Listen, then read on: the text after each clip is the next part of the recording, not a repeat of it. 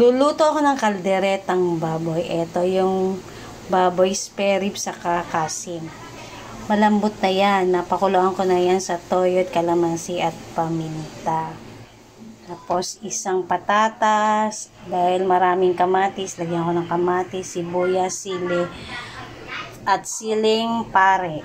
Tapos lalagyan ko rin ng kokomama, syempre, baka naman, saka tomato sauce, keso, at peanut butter. Igigisa ko lang sila. Pirutuin ko muna yung patatas. Isa lang to kasi hindi naman bumababa presyo ng patatas eh. Ayan, tapos sunod natin yung sili.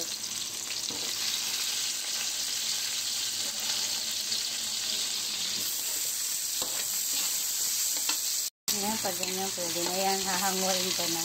Gisa lang ako ng bawang at sibuyas, saka yung kamatis na hinog na. Lalagay ko na yung karne. Ang kulo na to. Yan, igigisa lang natin mabuti. Isang sili.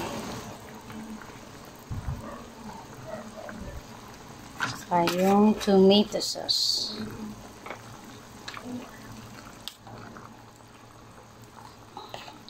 Hindi ko na nga ito nilagyan ng reno kasi mahal na rin ang reno. Tapos isusunod ko yung gata. Ayan, lalagay ko na rin yung kokomama. Lalagyan ko ng peanut. Pakuluan lang natin siyang mabuti. Lagyan ko rin ng magic sarap. At peanut butter. Ayan, peanut butter. Tapos, keso.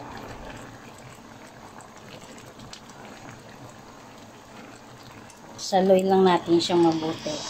Ang ganda na ng kulay.